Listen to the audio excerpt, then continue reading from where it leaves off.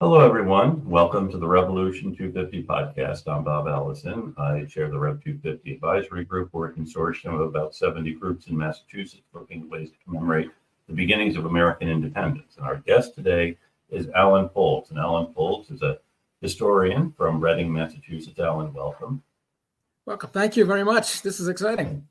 Great. And in addition to being for 27 years the moderator of the Reading Town Meeting, you also have written about Boston ballparks and arenas, Lynnfield 2 centuries. You've written about the Masons in the Revolution and other things. You also have a podcast. It's also History, Tales and Tidbits from Alan's Archives.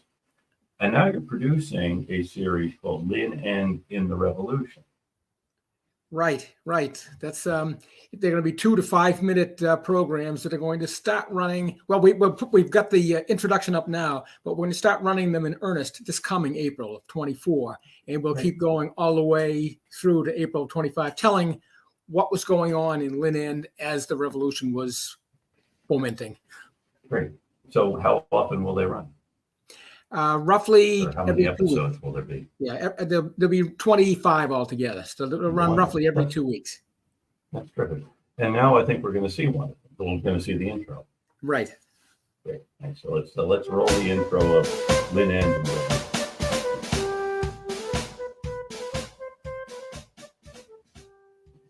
Lynnfield, or Lynn End as it was called, was involved in the American Revolution from day one, April 19th, 1775, together with every Middlesex village and farm, as well as those here in Essex and Suffolk and Norfolk. Our local militia members grabbed their muskets and headed off to fight the world's most powerful army.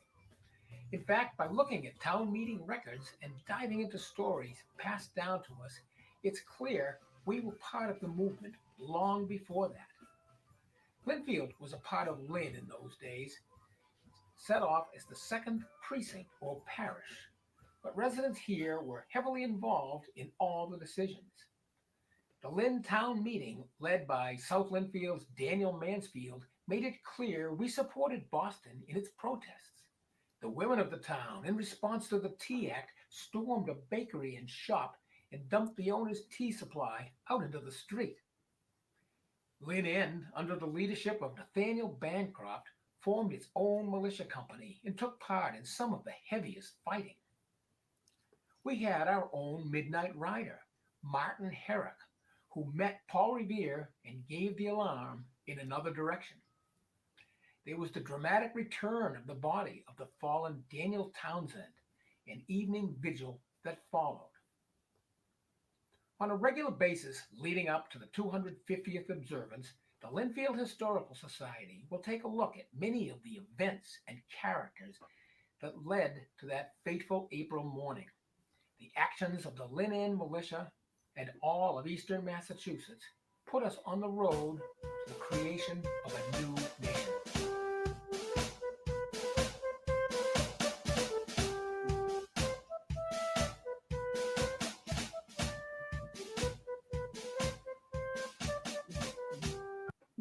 Well, thank you. That's very dramatic. It gives us a good introduction to what's happening in Lynnfield. So Reading was then part of Lynnfield? No, the reason that I'm involved with both is I grew up in Lynnfield and I've lived in Reading for the past 43 years. So I am involved in both the Lynnfield Historical Society, where my father was president for several years. My mother was heavily involved, and I've been involved in Reading since I moved here back in 1980. Okay, that makes sense. I mean, we do all move around. And, okay. I will so point we out. do all move around, and as did people then. And, I will point out there is a connection. Martin Herrick, the Midnight Rider, came to both Reading and Lynnfield, so it kind of works well. Yes. Okay. It does. So what can you tell us about Martin Herrick? Well, that's really how I got involved in this. I was a history nerd even as a little kid, and I was fascinated by this marker that was in the old burying ground in Lynnfield. It's a tall obelisk-like thing that lists all of the founders of the Second Parish Church and the members of the militia who went to the battle on April 19th. But at the very bottom, there's a note that says Martin Herrick, met Paul Revere and gave the alarm in another direction. So as a kid, I always thought, well, I know about Paul Revere and Dawes and Prescott. Who's this fourth guy? And why doesn't anybody know about him? So I dug into him and found that he was a local doctor. He actually had lived in North Reading before that, but moved to Lynnfield when he became a doctor. And he was in town for 40, 50 years, married Sally Wright of Middleton and raised 2 daughters, and is the last person buried in the burial ground. But beyond that, I didn't know a whole lot about him, except that there were references to him riding into town up to Gowing's Tavern and telling of the British advance. But then I got interested, thinking, well, if Lynnfield and Reading and Stoneham were notified by this guy, there must have been others. So I started this 50-plus year digging into the other riders, and I found riders all over eastern Massachusetts, which makes sense. So many of these towns and villages made it to the battle. Did Revere and Herrick know each other before this? Not that I know of, but Revere, on his ride, did stop at the militia captain's house in Medford, who's Captain Isaac Hall.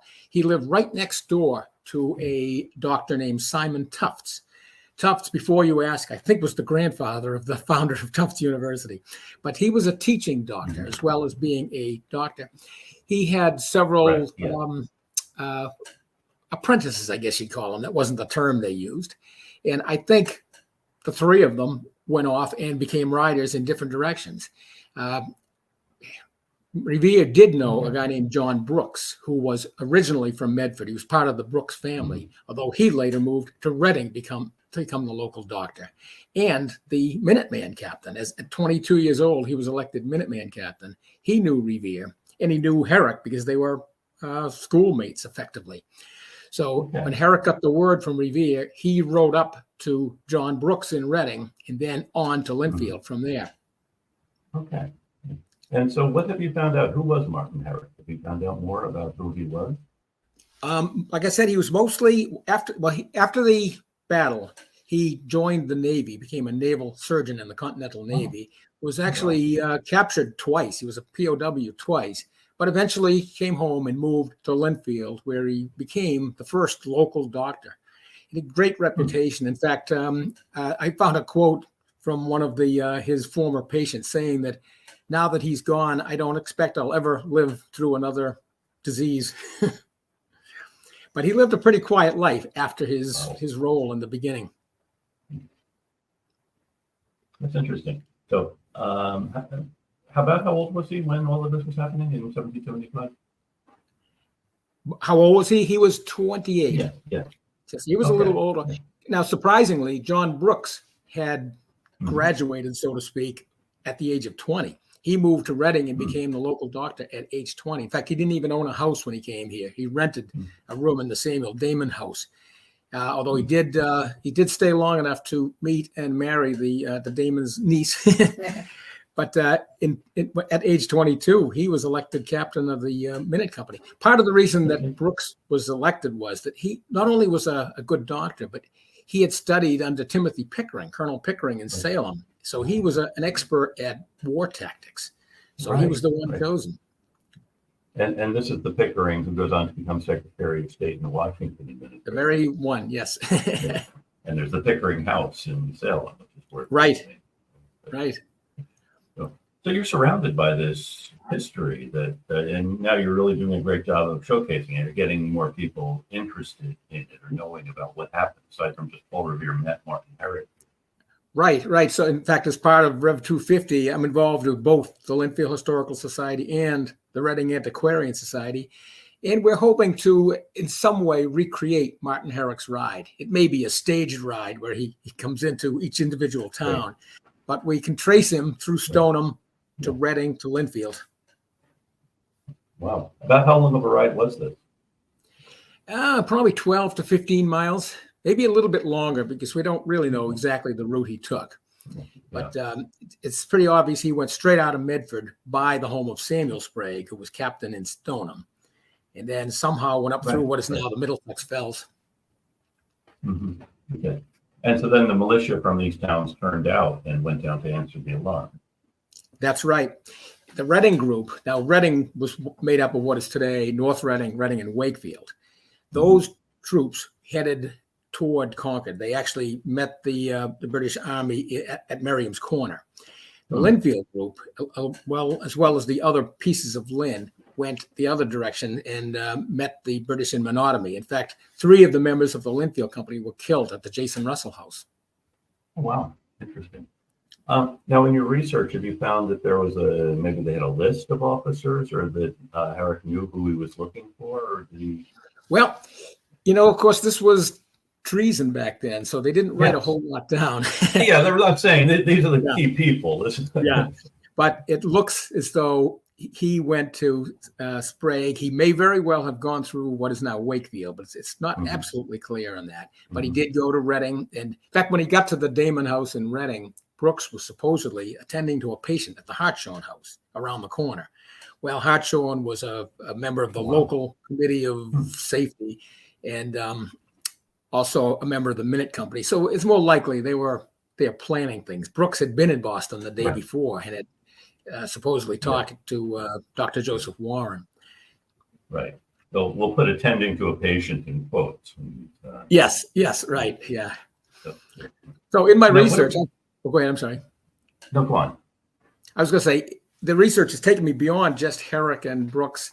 I think there was a third rider who came out from Medford as well, although this is conjecture. I'll say that right off the bat. There was another student there named John Sprague, who was from Malden.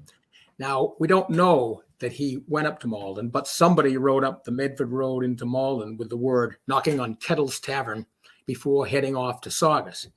Now, after the war, Sprague bought Kettle's Tavern. So both his father and his brother were members of the militia company. So it's a good bet that it was him, but we don't really know for sure. Okay. Now, speaking of taverns, you're also involved with the Friends of Parker's Tavern. Can you tell us a bit about that? Yes, the Parker Tavern it's owned by the Reading Antiquarian Society, and it is effectively the town museum. It's probably the oldest house in town, although there's some question about pieces of other houses that might be older, but it's the oldest house in town that's still pretty much the way it was back then in place. That actually has an interesting story a year after April 19th. After the siege of Boston ended, after the evacuation took place, 3 transport ships came into the harbor, hadn't heard about the evacuation yet. Yeah. It was led by a guy named Archibald Campbell. Well, they were all captured right away, and Campbell himself was taken to the Parker Tavern and held there for a few months before eventually being shipped off to the Concord jail. Wow. So Campbell himself liked the tavern. I guess he was treated pretty well here. He was given it was like a gentleman's agreement. He was held in the tavern, which meant he couldn't go more than a mile from the tavern. And they used to picnic. They used to picnic up on a place that's today called Scotland Hill. And in fact, these are all Scottish soldiers. Sure. Yes, all Scottish. Right. So he actually received 2 votes for selectman, and that didn't please the town fathers too much. But he didn't decide to stay, though. No, but then he gets shipped to Concord, and he didn't like the Concord jail at all. It was more like a jail. In fact, he made a plea to George Washington asking to be more like a jail than a tavern. Yeah, right. Wow. But then he eventually was traded. Where did he go? It was a prisoner exchange for Ethan Allen, and he eventually got back into the army and became the military general of Georgia. And then later on, I believe he was the governor, military governor of Georgia, and then later governor of Jamaica. And then he's buried in Westminster Abbey now. Wow. Well, from Parker Tavern to Westminster Abbey. Right.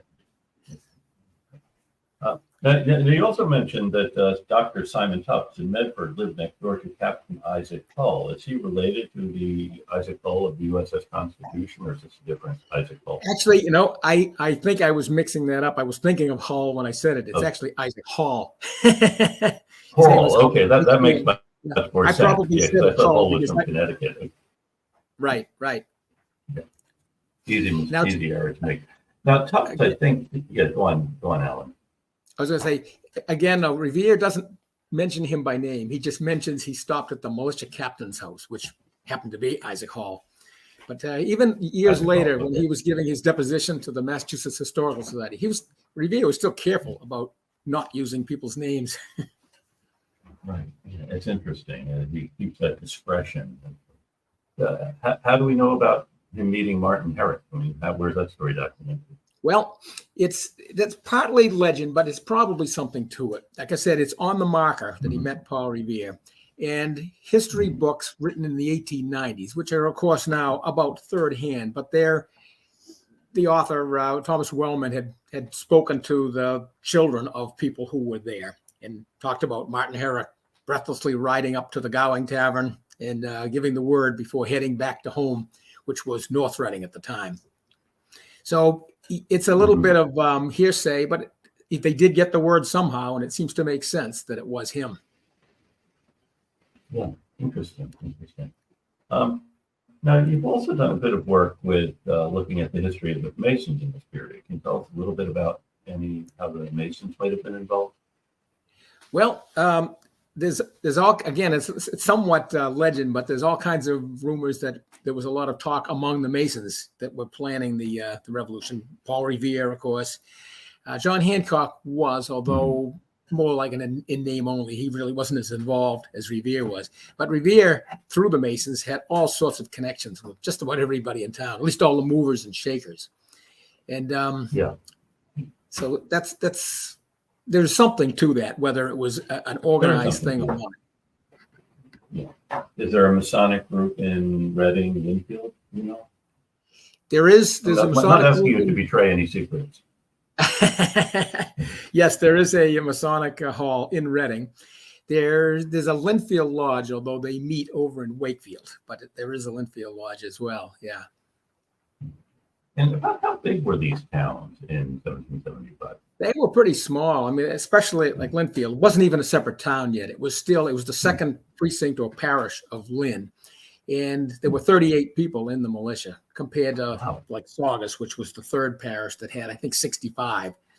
Although it's funny, the Lynnfield group lost 3 of its members. It really got hit the hardest of the Lynn groups. Really? But Reading was a little bit bigger. Interesting. Although back then it had 3 precincts. It had North Reading and Wakefield, as well as what is today Reading. So that was a little bit bigger. Lynnfield was really a tiny spot. Mm-hmm. Were they mainly farming towns? Yes, yeah. Well, Lynnfield anyway was mainly a farming town. It was really just sort of an extension of Lynn. Although it was so far from downtown Lynn, they kind of felt that they were separate. And by 1782, they were officially separated. But they built their own meeting house back in 1714. So it starts with becoming it starts with becoming a separate parish, and then that's going to develop. Right. They might develop into a separate town. 1712, it became a separate parish. They built their own meeting house in 1714, and then had the first minister in 1720. So it was like a gradual process. But in 1775, it had its own militia company, and they were just nominally part of Lynn, but they did officially separate 7 years after the revolution started. Interesting.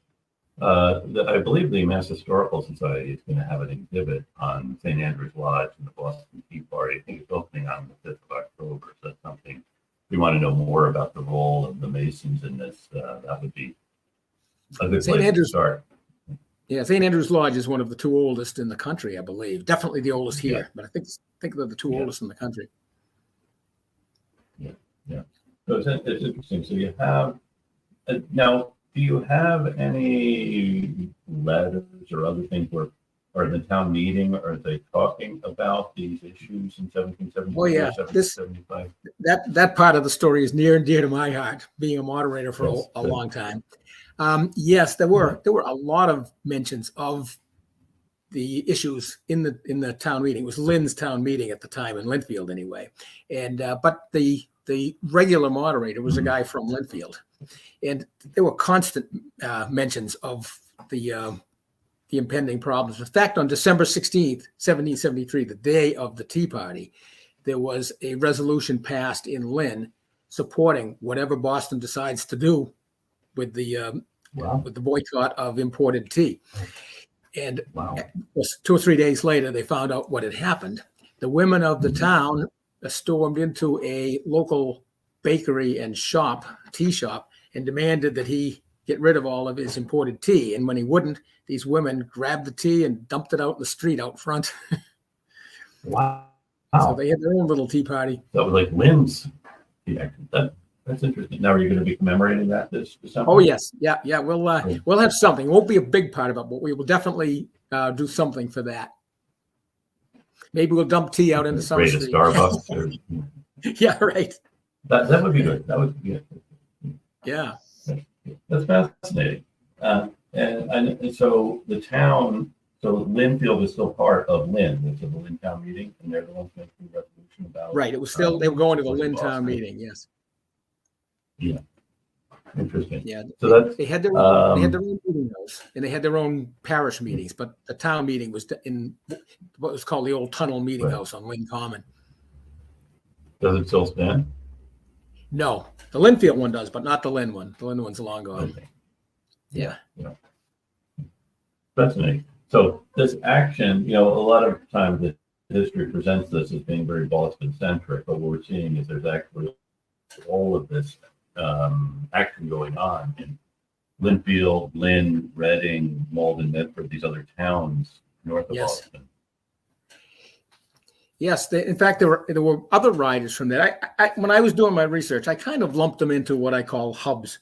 They didn't call them that, but there were riders went out from places like Okay.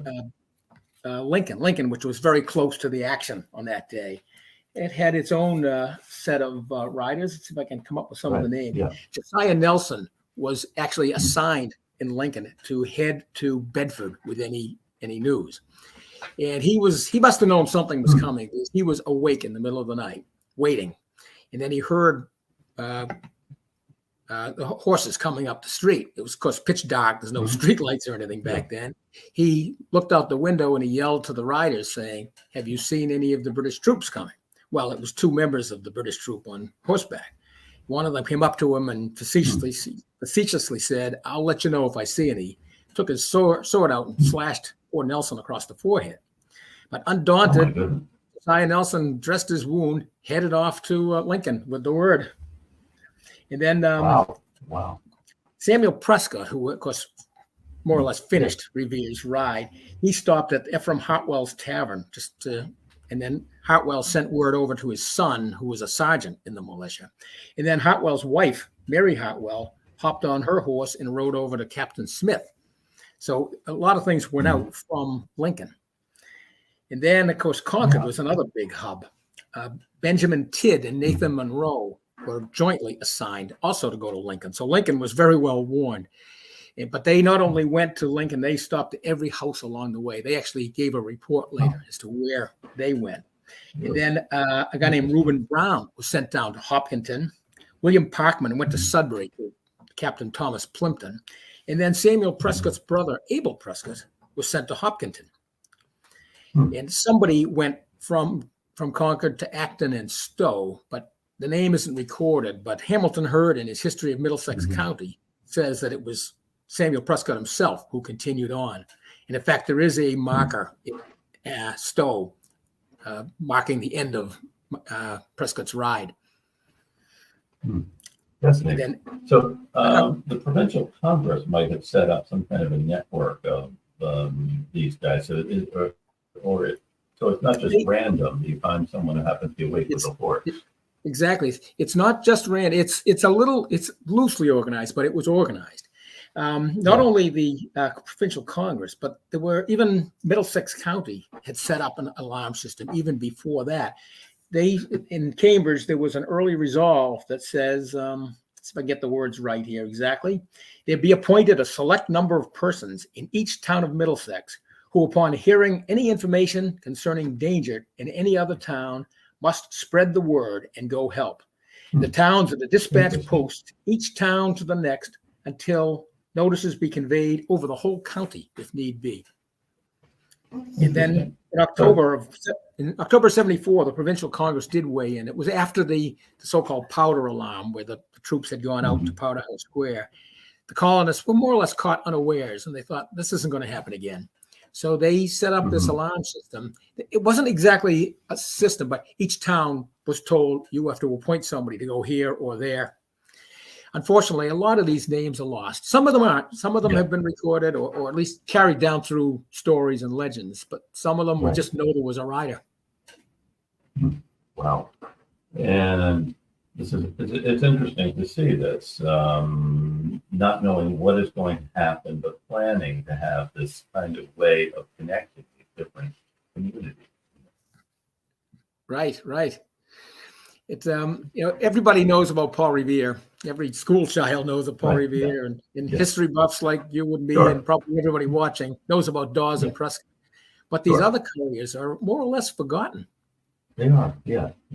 Well, Revere, of course, he wrote, Jeremy Belknap asked him to write down what happened, and so he does do that. But also he has a deposition shortly after. And also, we have in the Massachusetts Archives the receipts he presented. So I'm wondering if these writers also somehow presented a receipt to the Committee of Safety or someone. And Revere, of course, had the greatest publicity agent in Henry Wadsworth Longfellow. Like 80 years later. 80 years later, right. Poem. But there are these other stories of these other folks that are definitely worth thinking about. This whole network. It's a lot of people involved in it. As I said, what's interesting is they're forgotten on the big picture, but locally, a lot of them are not forgotten. That's right. There's an interesting story in the town of Westford. The Westford history, written back in the late 1800s sometime, it's almost poetic language, the way he talks about this mysterious mounted messenger. His silhouette was seen on Beaver Brook Bridge, riding to Colonel Prescott. His words, his name is lost to history, but his words live on. But then over in Littleton, 4 miles away, they talk about Edward Weatherby riding over the Beaver Brook Bridge over to Westford. His name isn't lost to history in the next town. Right. And also, there had been a system of communication set up with post riders, traveling traders, messengers, and so on. In fact, some of them advertised in the newspaper. But you're wondering how these guys were recruited to be, or women in some cases, to be the ones who will carry these particular message on April 18th and 19th. I know. First of all, you had to have a horse, I guess. Yeah. I do notice there's a pattern. An awful lot of them are doctors. Now, I don't know why that is. It could be that doctors would have traveled a lot to see their patients. Right. They had an excuse to be out in the middle of the night. Right. Yeah. And of course, Joseph Warren may have built up a network himself. That's right. That's interesting. Yeah. Think about this as the doctors involved in this, more than just being doctors, but as being messengers. Right. We know of Samuel Prescott, Herrick, and Brooks, and of course Warren himself, and I think there were a couple Simon more. Tufts Simon Tufts, right. Yeah. And Tufts also had a connection, I know, with the Adams family down in Quincy. He did, yes. I don't know what that is, but I have heard that too. Yeah. I know there's a frequent correspondence of John and Abigail. But it's interesting to think about the way that because I think maybe we give too much credit to the lawyers or the merchants, and I think about the role of the doctors in this is an interesting way of looking at it. Yeah.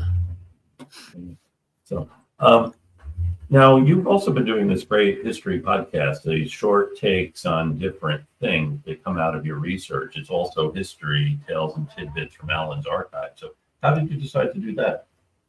Well, like I said, I've always been kind of a history nut, right from my earliest memories, and especially local history. I like to be able to go see the places things actually happened and kind of imagine what it was like 100 years ago, 200 years ago.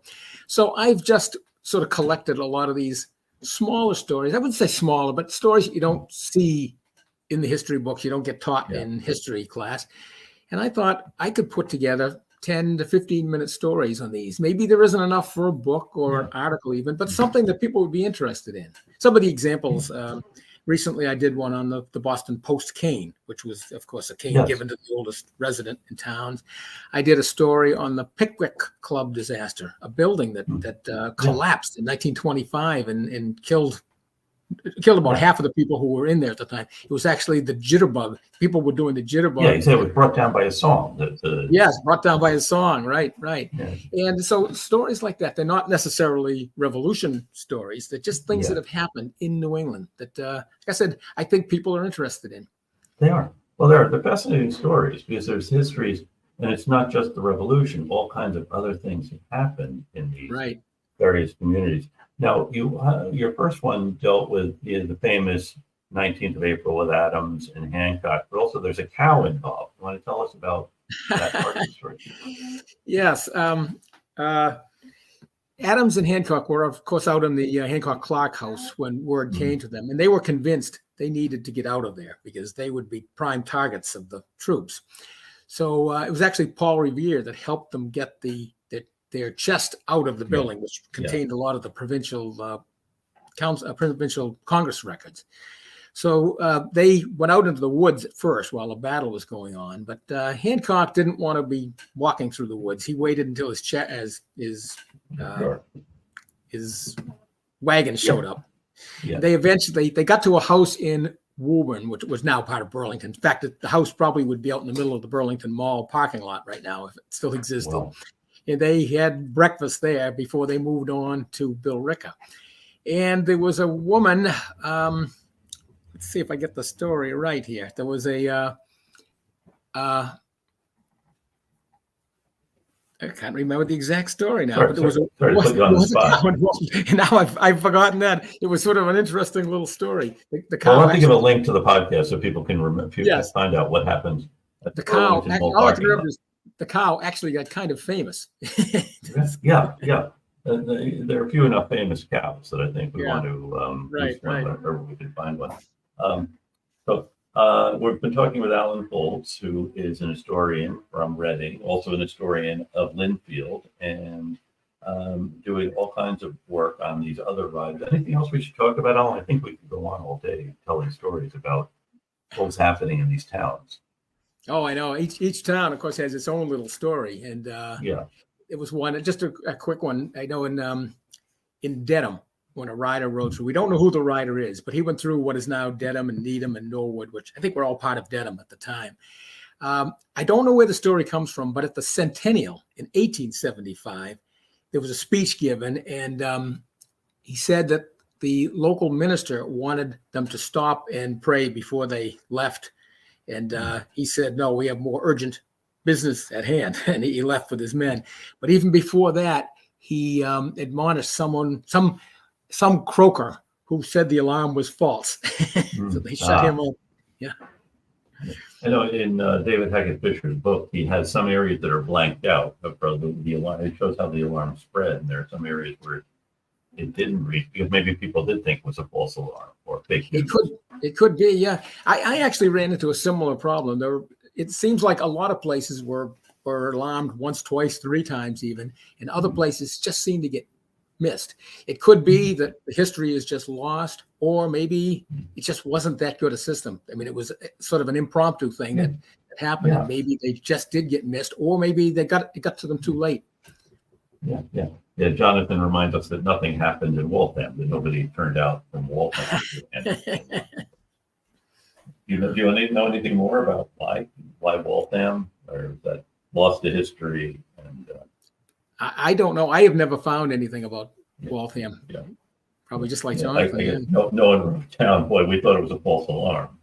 Yeah, it could be. I'm sure there were people who thought it was a false alarm. There probably were alarms before that. And back in the Leslie's Retreat, it wasn't false, obviously, but I know the Reading group had gotten alarmed. I don't know who did it. Maybe it was Martin Eric, but they headed off to the battle, or what they thought was going to be a battle. But somewhere in what is now Peabody, they met troops coming back saying, it's all over. Nothing happened. The British retreated. And then Reading, in turn, met the Lynnfield crowd that was heading out and told them, turn around, it's over. So there were some of these false starts. It might have made people think, well, I'm busy with my 40. It's just like we just went through a big hurricane warning, and it missed us. So right. So it makes you complacent the next time. That's interesting. But it's fascinating to think about this, not in terms of the stories we know, but about how all this came to be and the stories we don't know that you're helping to share. So, Right. It's those side stories that have always fascinated me. Yeah. You know, when you think about it, obviously there had to be several writers. I mean, everybody knows about Paul Revere, but obviously if you just think about it for a minute, there was more than one person or three people riding around. So there had to have been some sort of a network. And it's never really been fully explored. Yeah. And they have to go in different directions because they're warning different towns. But then sometimes, as you said, there is an overlap. Some towns get warned a couple of times. Right. Some they miss. In fact, even in Reading, there's talk about a rider coming through later on after the troops had already gone. And a guy named Caleb Prentice, who was the minister of the South Parish, he went with some of the older men who were exempt from the service and decided, well, let's go. But that was a second rider come in. We don't know where that came from. It may have just been from the next door town. Wow. Interesting. Well, I want to thank you, Alan, for spending some time sharing this with us. And we'll probably have to have you back to tell us more stories about what's happening in these towns. Anything else we should add before we let you go? No, like I said, the last thing is just sort of an epilogue. It is amazing that most of these poor guys have just been, they went back to their regular lives and have just sort of disappeared into the woodwork. It's an interesting thing. I mean, Martin Herrick locally, I bet most people in town don't know him. Of the few historians that do, he's kind of a local hero, but for the most part, he's just forgotten. And that's the way it is all over Eastern Massachusetts. But then again, he lives the rest of his life as the town doctor, which is not a small thing. That's right. And it is, as Emerson said, they died to leave their children free. So, you don't need to constantly be doing things like that. So, yeah. Great. Well, thank you so much, Alan, for joining us to share this. And I want to thank Jonathan Lane, our producer, who's been feeding me questions and has been arranging these. And thank you for the work you're doing, Alan, in keeping this history alive. I want to thank our friends in different places who are tuning in, our listeners. And, we thought we'd have people in this small network of towns, but we have folks all over the world. So this week, our friends in Madrid and in Dracut, which is Baton Rouge, Louisiana, Bangkok, Thailand, Belmont, Bountiful, Utah, or Bardello in Italy, and Lincolnwood, Illinois. If you're one of these places and you have a question or you want to connect with us, send Jonathan Lane an email, jlane@revolution250.org. He'll send you one of our Revolution 250 refrigerator magnets or one of our other tchotchkes. And I look forward to having you all back with us again, and maybe Alan Foulds again at some point. And now we will all be piped out on the road